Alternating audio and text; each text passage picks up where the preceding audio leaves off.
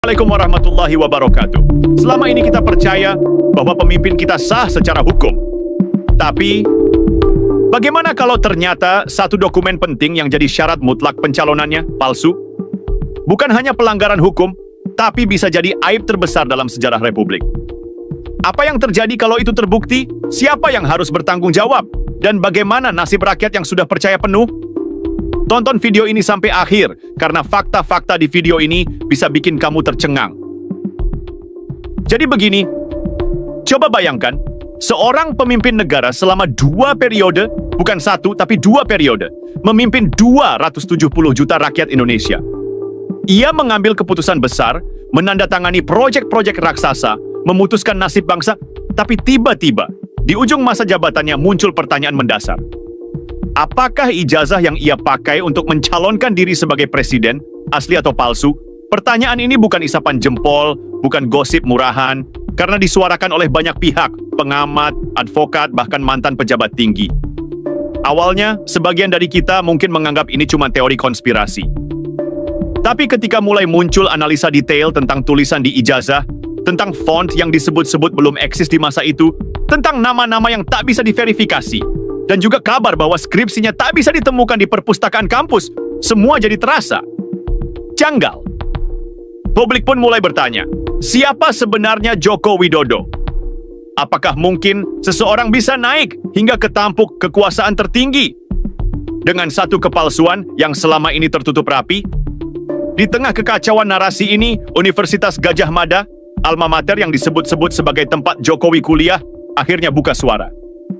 Mereka menyatakan bahwa ijazah Jokowi adalah asli, bahwa data akademiknya lengkap, bahwa skripsinya ada, dan bahwa tidak ada yang aneh dari proses akademik beliau. Pernyataan ini mereka sampaikan secara resmi, bahkan menyebut tuduhan-tuduhan yang beredar sebagai fitnah yang menyesatkan. Tapi anehnya, masyarakat belum tenang. Kenapa? Karena penjelasan itu dianggap belum menjawab semua kejanggalan. Kenapa skripsinya tak bisa diakses publik? Kenapa saksi-saksi yang dulu pernah satu angkatan atau satu fakultas hampir tak ada yang bicara? Kenapa banyak pertanyaan dibiarkan menggantung? Sebagian pihak bahkan mengajukan gugatan hukum. Mereka ingin lembaga netral melakukan audit forensik pada dokumen itu. Mereka ingin kebenaran dibuka di pengadilan. Karena buat mereka, ini bukan soal pribadi Jokowi. Ini soal martabat bangsa. Ini soal kejujuran seorang pemimpin. Dan bagaimana bangsa ini bisa belajar dari masa lalu. Namun, perlu ditegaskan, hingga kini belum ada satupun putusan pengadilan yang menyatakan bahwa ijazah Jokowi palsu.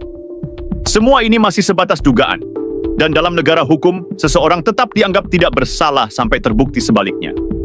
Tapi, kalau dugaan ini suatu hari terbukti benar, maka ini bukan sekadar pelanggaran administrasi. Ini bisa jadi titik balik sejarah bangsa.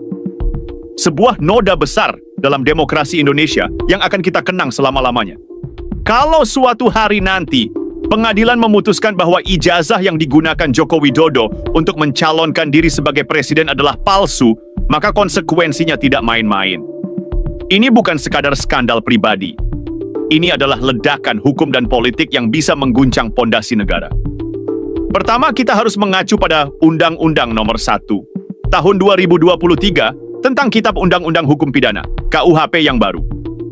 Dalam pasal-pasalnya, sangat jelas disebutkan bahwa setiap orang yang dengan sengaja menggunakan ijazah atau gelar akademik palsu untuk kepentingan apapun, termasuk untuk mencalonkan diri dalam jabatan publik, dapat dikenai pidana penjara paling lama 6 tahun, atau dikenai denda hingga 500 juta rupiah. Dan itu belum semuanya.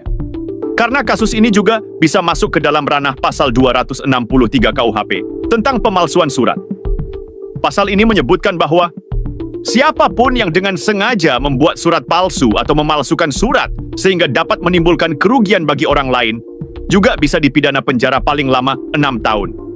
Sekarang bayangkan, seseorang memalsukan ijazah yang jadi syarat utama untuk bisa mendaftar sebagai calon presiden, lalu terpilih dan menjalankan pemerintahan selama 10 tahun.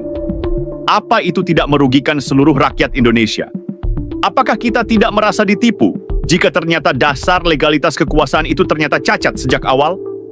Lebih jauh lagi, jika memang terbukti di pengadilan bahwa dokumen yang digunakan saat pendaftaran capres adalah palsu, maka seluruh proses pencalonan itu bisa dianggap batal demi hukum. Artinya, seluruh keputusan yang diambil selama menjabat, baik penunjukan pejabat, pengesahan undang-undang, penandatanganan proyek nasional, semuanya bisa dipertanyakan keabsahannya. Karena kekuasaan yang dibangun di atas kebohongan adalah kekuasaan tanpa legitimasi. Dan kita belum bicara soal etik dan moral. Bagaimana mungkin seorang pemimpin yang memalsukan identitas akademiknya bisa dipercaya sebagai pengambil keputusan tertinggi dalam negara? Bagaimana nasib kepercayaan rakyat? Bagaimana dengan masa depan demokrasi? Kasus ini, jika terbukti, akan jadi salah satu aib terbesar dalam sejarah Republik Indonesia. Ini bukan sekadar tentang Jokowi. Ini tentang keadilan, tentang harga diri bangsa, tentang bagaimana hukum harus tetap berdiri di atas siapapun, bahkan di atas mantan presiden sekalipun. Kalau benar ijazah itu palsu dan itu dibuktikan secara hukum, maka kita sedang berbicara tentang krisis kepercayaan terbesar dalam sejarah Indonesia modern. Bukan hanya terhadap satu sosok, tapi terhadap seluruh sistem yang selama ini kita anggap sah, demokratis, dan konstitusional. Bayangkan bagaimana publik akan memandang institusi-institusi besar negara. Komisi Pemilihan Umum, Mahkamah Konstitusi, bahkan Universitas Gadjah Mada, yang semuanya terlibat langsung atau tidak langsung dalam proses validasi dan pengesahan perjalanan politik Joko Widodo. Apakah mereka benar-benar bekerja secara profesional? Apakah mereka lalai? Atau apakah mereka sengaja membiarkan? Di titik ini, kita tidak hanya bicara soal hukum, tapi soal legitimasi. Jika benar dokumen dasarnya palsu, maka seluruh kebijakan dan keputusan strategis selama 2 periode pemerintahannya akan dipertanyakan. Dari proyek infrastruktur besar-besaran, perpindahan ibu kota negara, pengangkatan pejabat, hingga utang luar negeri yang menumpuk. Semuanya bisa dianggap lahir dari proses yang cacat secara moral dan legal. Pertanyaannya sekarang, apakah kita akan tetap patuh pada kebijakan yang lahir dari seseorang yang naik ke tampuk kekuasaan lewat manipulasi dokumen? Apakah aturan-aturan yang dia buat, undang-undang yang dia tanda tangani, masih layak dijadikan pedoman hukum? Dan kita tahu, publik Indonesia sangat terbelah. Sejak lama kita menyaksikan ketegangan antara pendukung dan oposisi. Tapi jika dugaan ini terbukti, perpecahan itu bisa meledak. Pendukung akan mati-matian membela, menuduh ini fitnah, konspirasi. Oposisi akan merasa dibenarkan dan mungkin menuntut pembatalan semua kebijakan masa lalu. Situasi politik bisa jauh lebih panas dari apapun yang pernah kita lihat. Media sosial akan semakin gaduh, percakapan keluarga bisa terpecah, bahkan di akar rumput, perbedaan pandangan bisa berubah menjadi konflik horizontal. Karena ini bukan lagi soal pilihan politik, tapi soal kebenaran dan keadilan yang dirasakan masing-masing kubu. Dan jangan remehkan dampaknya di mata dunia. Kredibilitas Indonesia sebagai negara demokrasi bisa runtuh seketika.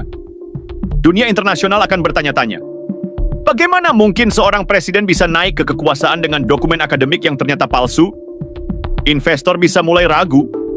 Negara-negara sahabat bisa mulai menjaga jarak. Reputasi kita sebagai bangsa akan tercoreng dan butuh waktu lama untuk membangunnya kembali. Ingat, kita bukan hanya sedang menilai satu orang. Kita sedang diuji sebagai bangsa. Apakah kita berani menegakkan keadilan meski menyakitkan? Atau kita akan memilih diam, menutup mata, dan membiarkan sejarah ditulis oleh kebohongan? Pilihan itu ada di kita semua.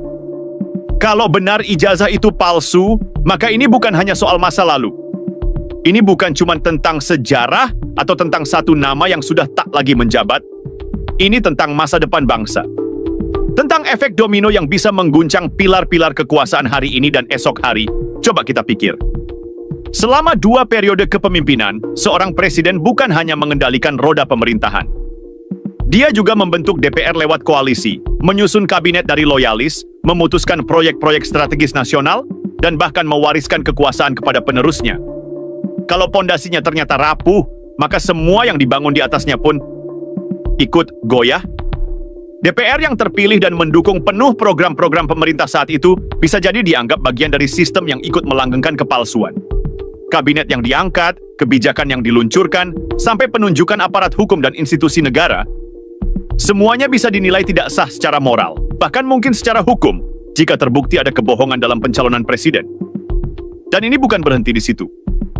Pemerintahan selanjutnya yang akan dipimpin oleh Prabowo dan Gibran juga tidak akan lepas dari sorotan. Sebab, seperti yang kita tahu, Gibran adalah putra Joko Widodo. Jika dugaan ini terbukti, maka legitimasi Gibran sebagai wakil presiden akan dipertanyakan habis-habisan.